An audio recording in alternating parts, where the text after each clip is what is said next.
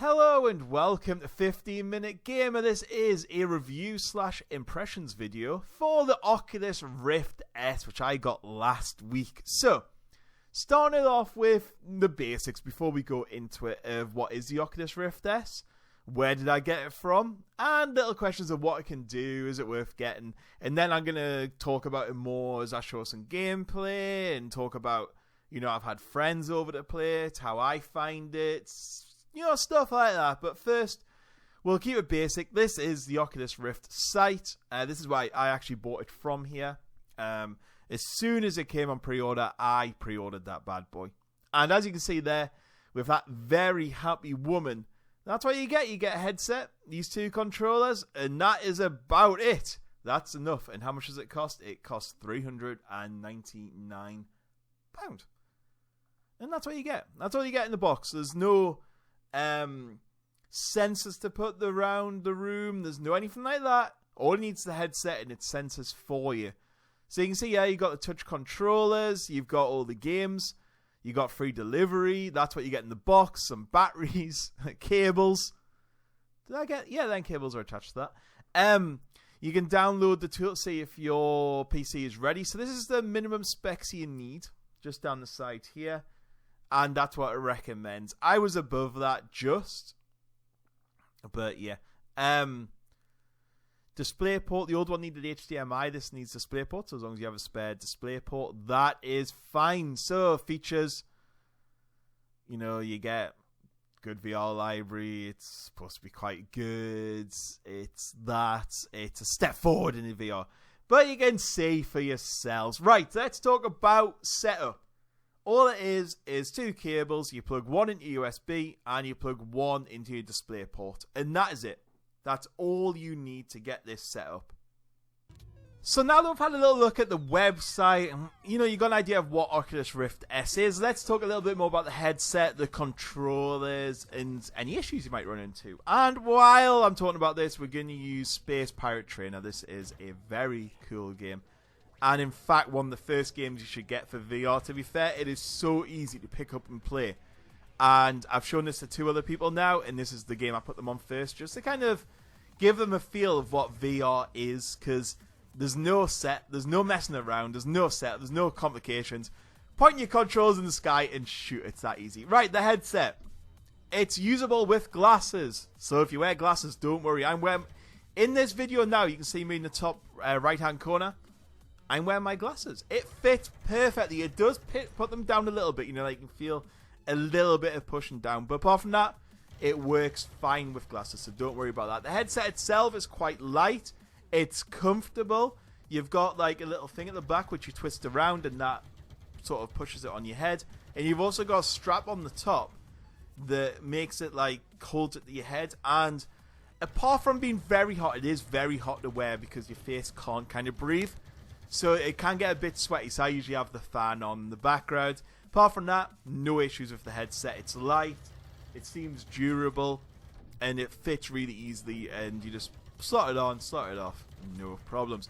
The controllers, they're called touch controllers, so what you have is each one has two thumbsticks, two buttons, and you also have a trigger button and like a side button. The side button is used for grabbing things, so it makes a fist. The little finger trigger, that kind of is for shooting and pointing and clicking, so if you want to select something in your menus. The two buttons do various things, and the thumbstick isn't used like I would expect it to be used. Like, I've not found a game yet where you use it just to walk around like you normally would with a thumbstick. It seems to be for selecting things or teleporting. It's a bit of a shame. I was expecting maybe that to do a bit more movement, but maybe that's for the future. And the controls are quite cool, they're comfortable, they get tracked easy. So even when you're sitting in VR, if you have them on your desk, it'll show you where they are in the game world or the startup screen. So you can just kind of, even got VR headset on, you can find your controllers, and it's such a cool little feature. So yeah, that's what you get. Headset, very comfortable. Controllers, got the straps on, and they're really comfortable and easy to use as well. So some of the problems you might run into, or I've run into, it doesn't always start up first time. So usually you're plugging it back, in and out works, but when you're trying to get VR working, sometimes it can take 20-30 minutes just to get running. There doesn't seem to be a reason why. You start Oculus up, the program that should kick the headset in, but it doesn't always kick in. Sometimes you got sound and no vision. Usually the power works. Usually it's the display port I'm pulling out. I don't know if maybe this is a config. Sometimes it has like little colored dots in front of your eyes. That usually solved by plugging it and plugging it back out again. And tracking sometimes can be a bit off because there's no trackers here. There's no stands to put back. There's no sensors. So sometimes, you might play in a game that moves forward a little bit or back a little bit, or when you're setting it up, or the screen can be up in the sky. But again, I guess that'll be resolved with firmware things and updates. It is new, so I'd expect a few problems. Apart from that, it doesn't get hard. Like I read on the old Oculus, it got a little bit warm. None of that. Full 360, you can turn around and you can look behind you to the side. There's no restrictions there. So yeah, I mean, it's just sometimes it can be a little bit awkward and doesn't work for me all the time. It's also crashed my computer 3 or 4 times, and yeah, that's been a bit annoying. But that's when I'm playing video back. I don't know if that's maybe a conflict issue or resources problem or something along them lines. So that seems to be a bit of a thing. Oculus program itself works really well. Steam VR, which we're going to talk about in a second, just while I'm covering some issues, that can crash a lot. I've had a lot of problems with Steam VR. Firing games up in Oculus is fine, but yeah, Steam VR can be a bit of a problem. But yeah, I'm going to talk about that a bit more now when I talk about how you get games and stuff like that. You've got your Oculus Rift S plugged in. What you're confronted with is a bit of a setup, and what you got to do is set up your Guardian Zone. So what the Guardian Zone is an area around you where you're going to bang into things. So what you do is set it up, you draw a thing on your floor, like a line, and that will give a grid. So when you go near it with your Oculus Rift controls or headset, it goes red, so you know not to bang into the walls. The space you need is around about 2 by 2 meters, it recommends. However, that's a little bit too much. I think you can get away with about 1.5 by 1.5 meters. And if you just go play things like Project Cars or sit-down ones, like Bridge Crew, like Star Trek, you don't need any of that. So you can set it up to do sit-down mode or room scale. It's up to you. But I've got 2 by 2. I've also, before I rearranged my bedroom, because I rearranged my whole room, the spare room for VR, I only had 1.5 by 1.5, even smaller, and it worked fine. So yeah, space-wise, advisable 2 by 2. So what software do you need and where do you get the games from? Software-wise, you get Oculus Store, which you download from the website, and that does all your setups, and you can get games from there. You can also have Steam VR, which is downloadable from the Steam Store. So if you have Steam VR games, that's how you launch them. You can launch them in Oculus as well. It's quite easy to set up. Oculus software, no problems with that. As I said, apart from sometimes it doesn't fire in, but I don't know if that's the headset or the software. Steam VR, though, is a little bit more problematic. That does crash a lot. Sometimes the screen's in the wrong place. Sometimes it doesn't track where you're facing forward. And even if you reset the view, it doesn't seem to work. So yeah, I am having a few problems with Steam VR. Again, the Oculus Rift is a new headset. The Oculus Rift S is a new headset. So I'm not really sure if maybe it's a sensor thing. Maybe Steam's not quite picking it up right. But, just one of them things. Hopefully it'll get fixed over time. So you download your games. I haven't found them in many other places. G2A, which I don't trust as far as I can throw it. They have VR games on, and all the rest of stores like Green Man Gaming, Humble Bundle, GOG. Not really. I've seen there's a few on there, like Star Trek I found on a few, but or Beat Saber, but yeah, there's not many. So Oculus and Steam's kind of seems to be where you're going to get them from. Cost-wise, this Robo Recall, which, for the record, is awesome. Such a good game. Was $22.99, I think it was. All the rest range around about the £18 mark to £23, £24 mark, I've noticed. You can go to about £30-40 for like Skyrim and Fallout and Star Trek Bridge Crew. The AAA type games. And I've bought 4 or 5 games so far, and I'd say Robo Recall, the one on now, is probably my favorite. It just works brilliantly. And, there's just a wide range of games for it, and all the games you could have for the normal Oculus are here. There's some games that you can only use on the Vive, some only the Oculus, some only on this. So, be a little bit careful to check that yours is going to work. If you get it from the Oculus store, which is, to be fair, the cheapest place, it's going to work a lot better. So, yeah, I'm starting to buy all my games from the Oculus store rather than Steam, because it just opens up better, and I don't have problems with that. So, that's kind of the software you need, and some of the games you're going to get. It's all, there's some bundled in, some free little games and little demos, which is quite fun. But apart from that, head on to its normal stores and you'll find some sort of games on there to play. I'd recommend Robo Recall if you have the Oculus. It is so good. Project Cars 2 is very good. Space Pirate Trainer, really good. Hot Dogs and Hand Grenades, whatever it's called. There's some footage coming up later. That is also a lot of fun to play. So, we've talked a little bit about the software there, the hardware. I think it's time to move on to the overall experience of VR, because that's why you're here. While we're talking about the experience of VR, I'm going to play Project Cars 2 in the background. Oh my god.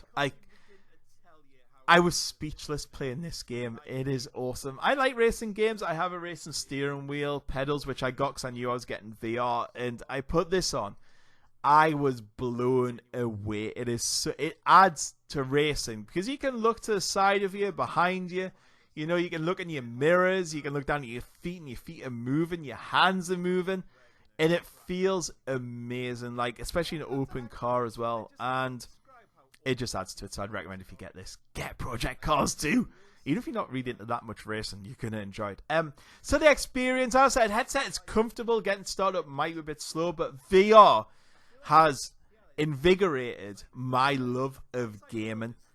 I was starting to get to the point of gaming where I was a bit I don't know, open world games were annoying me so much. Every game seemed to be open bloody world, and I'd be like, oh my god, I can't play this. Rage 2, I put about 2 hours in, because I was like, I can't do it. Days Gone again, another 2 or 3 hours, and that's it, and just get bored of it. And so VR is kind of just, give me that fun back of gaming. I get giddy playing it. I get excited. I put my friend on this, and he is, he's a FIFA gamer, so he just plays FIFA, Red Dead, the usual sort of things.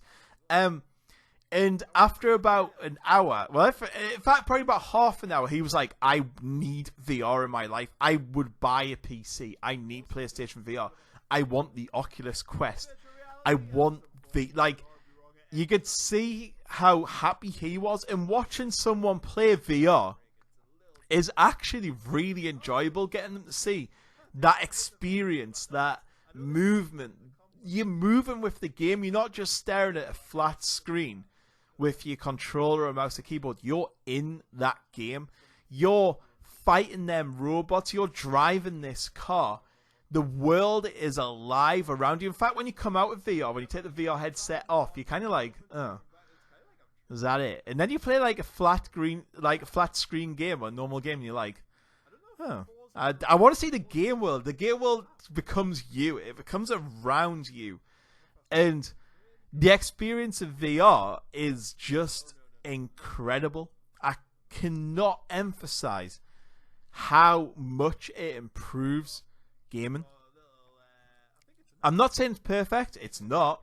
And in fact, I couldn't play VR for more than an hour. It makes you a little bit queasy. It makes you well, for me, once I've been in it, it takes me a while to adjust back, and your mind is totally racing because you're in the world, if you know what I mean. So your mind just kind of races afterwards, and so I tend to keep my playtime to about an hour or so at a time.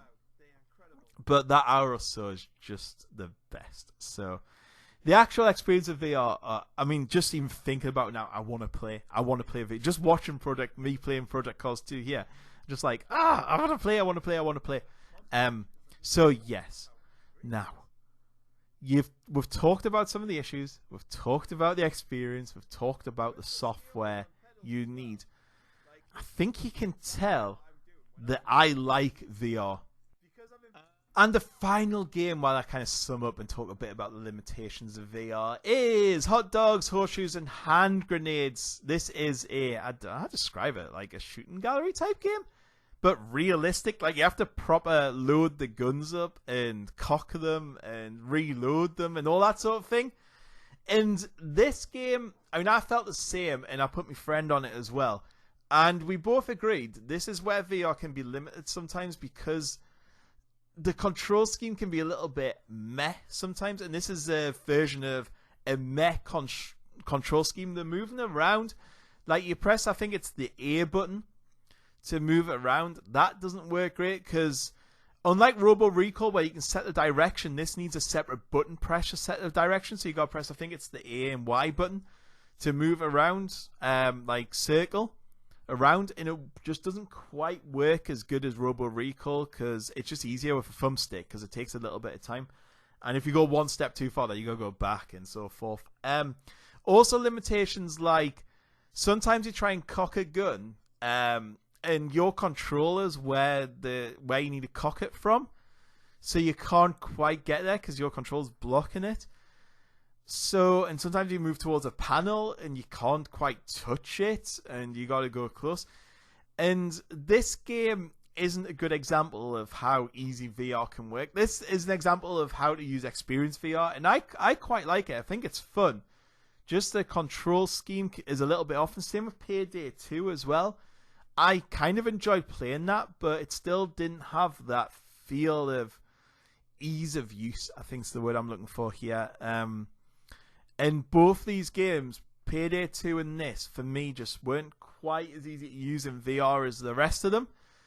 And therefore, kind of a little bit not as fun to play, if you know what I mean. Other limitations, the wires can be a little bit annoying. I know the next Oculus, I would guess, would have wireless, but then I don't know how the battery would last. But wireless would be useful, a lot easier to set up, I would guess. Apart from that, though, I wouldn't say there's many limitations, and I hope I've given you enough information here of an experience of someone who hasn't played VR before. I'd only played VR once or twice, well, once in 2 separate games. Hadn't really had many experiences of it. Had been interested, but the costs always put me off, and £400 isn't cheap. It definitely enhances gaming, and it makes gaming fun, and, you know, I'm now loving gaming more than I have for many, many, many years, but £400 isn't a small amount of money for a lot of people. So I guess what I'm trying to say is, yes, it's expensive, but my God, it is amazing, and I love VR. I just absolutely love it, and it's won me over completely and utterly. It's not without its problems at all, but would I recommend it? My God, yes, I would. Of course, you need the money, the space, the PC, and all that sort of stuff, but, you know, what can you do? Right, anyway, thank you very much for watching the video. I've shown some games off. I hope you've enjoyed it. I hope it's been informative, and I'll catch you all later. Goodbye.